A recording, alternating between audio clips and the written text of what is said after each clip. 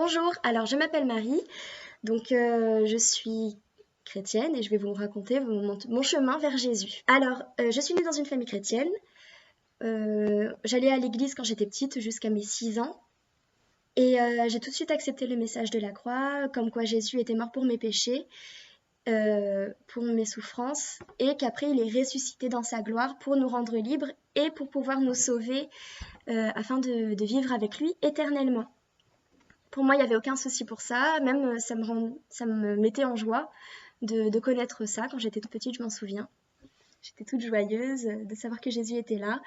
Je lisais aussi des témoignages, etc. Ça me faisait vraiment du bien de voir ce que Jésus faisait dans la vie des autres. J'avais pas l'impression de vivre de grosses expériences avec lui, comme des grosses guérisons, etc.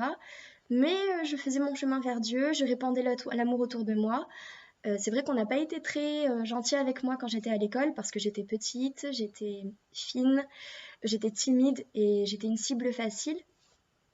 Mais je répandais l'amour quand même. Je servais ceux qui étaient méchants avec moi et méchants avec moi. Et en fait, ça renversait les situations à chaque fois. Et ils se disaient ah ouais finalement Marie, eh ben, elle supporte tout ça, ça lui fait rien, tout ce qu'on lui dit, ça lui fait rien du tout. Alors, on va essayer de mieux la connaître et au final, eh ben, je gagnais le respect de mes camarades de classe et c'est ça qui me donnait de la force. Et tout ça, je savais que c'était Jésus. Vraiment, je le savais. Je me suis dit, c'est pas possible de réussir à pardonner aussi vite à des personnes qui m'empêchent d'avoir des amis, qui me jettent des bouts de gomme dans la classe, qui me poussent ma chaise. Voilà, c'est pas possible autrement, quoi. Et donc, je continue comme ça ma marche avec Dieu. Même quand on me disait ah tu peux sortir avec un garçon nani nana, moi je disais non, c'est Jésus qui va me donner mon mari. Enfin voilà, je j'allais plus à l'église parce que je vous ai dit je suis partie de l'église à 6 ans, donc forcément j'aurais pu m'éloigner de Dieu, mais en fait je croyais vraiment en lui. C'est juste que l'enseignement par contre vraiment qui nous permet de marcher quotidiennement avec lui, je ne l'avais pas, donc j'avais encore quelques bâtons dans les roues, on va dire. Plein de vérités qui ont été remplacées par des mensonges et qui m'ont empêché de bien avancer. Mais le principal était là pour pouvoir me permettre justement d'arriver à la conversion en fait. Donc je continue comme ça et de petite fille faible physiquement, je le suis devenue dans ma tête parce que je me sentais moins bien que les autres, moins intelligente, enfin voilà, et moins belle aussi. Alors là, l'apparence, ça a été un gros combat parce que je me trouvais affreuse, vraiment affreuse. Je croyais, j'étais persuadée que j'étais la femme la plus moche de toute la terre, clairement. Sauf que Jésus, il le voit pas comme ça, mais j'écoutais pas, je voulais même pas l'écouter. Il y avait mes amis qui étaient chrétiens, parce qu'en fait, j'ai quand même pu avoir des amis chrétiens grâce aux colonies chrétiennes. Et donc, grâce à MSN pendant l'année, puisque je ne pouvais pas aller à l'église et voir d'autres personnes chrétiennes, je gardais contact sur MSN. Et qui me disaient que Dieu ne voyait pas à l'apparence, mais au cœur. Comme pour David qui a été choisi comme roi. Vous savez, David, c'est lui qui a combattu Goliath quand même. Et moi, je me suis dit, non, mais en fait, moi, je veux pas qu'on regarde à mon cœur, hein, je veux qu'on regarde à mon physique, qu'on me trouve belle.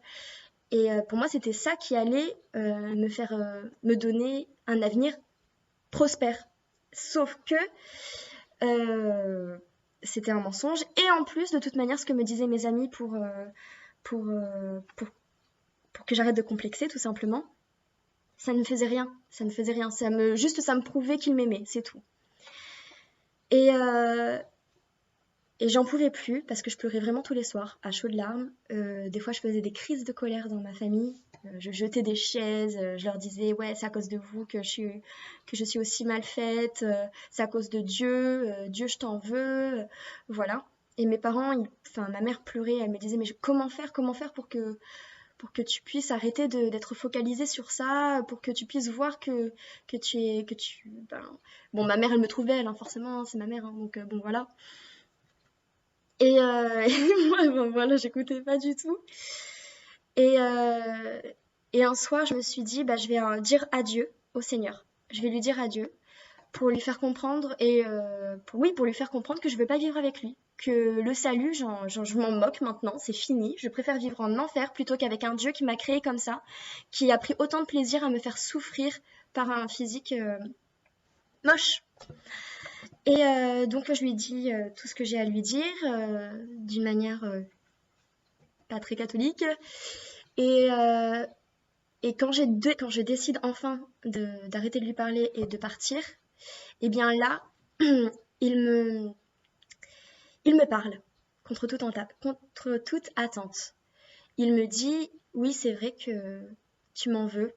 Et même pendant des années, tu as prié pour que je sois, pour être plus belle, etc. Et je t'ai laissé telle que tu es, c'est parce que c'est ma volonté. Et je veux pas te changer, je veux au contraire que tu t'acceptes et que tu arrêtes de focaliser sur ça. Parce que ne t'inquiète pas, l'avenir, tu vas en avoir.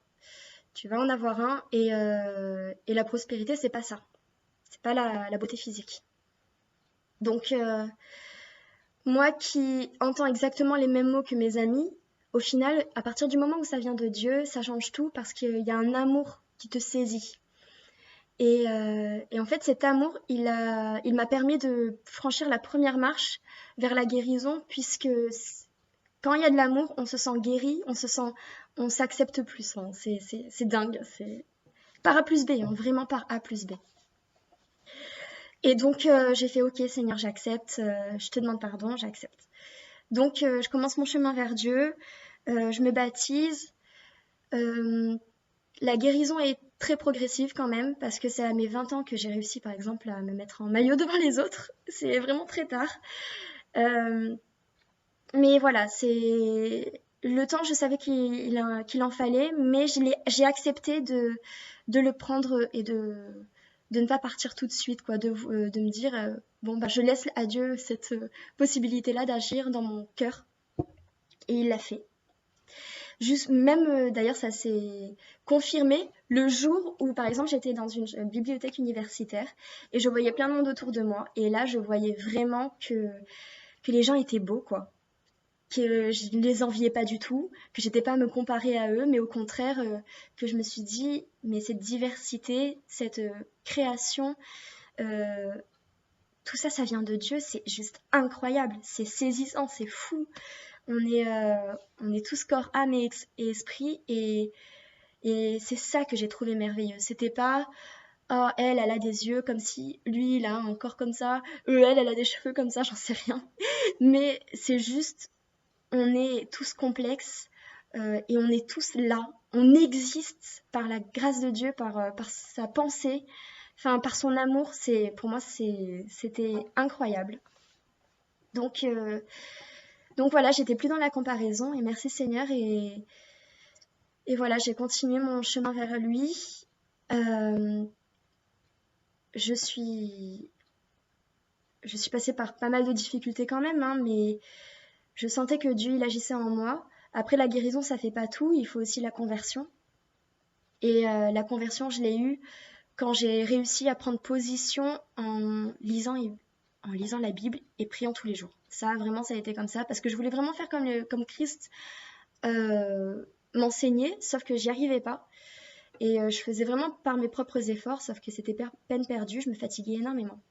Et en fait, je suis allée voir un ami et je lui ai dit, j'arrive pas à prendre position, à avoir de la volonté. Et il m'a dit, mais est-ce que tu lis et tu pries, tu lis la Bible et tu pries tous les jours? Et je lui ai dit non. Et en fait, c'est en faisant ça que j'ai réussi vraiment à prendre position et à dire, bon ben, il y a certaines personnes qui m'ont entraîné à faire des choses. Et là, je n'accepte plus ça. C'est fini.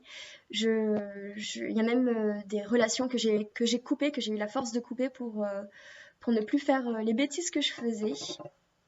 Même si ça n'était pas facile, je me suis dit, mais c'est impossible, ça va être impossible. Vraiment, pour moi, c'était impossible.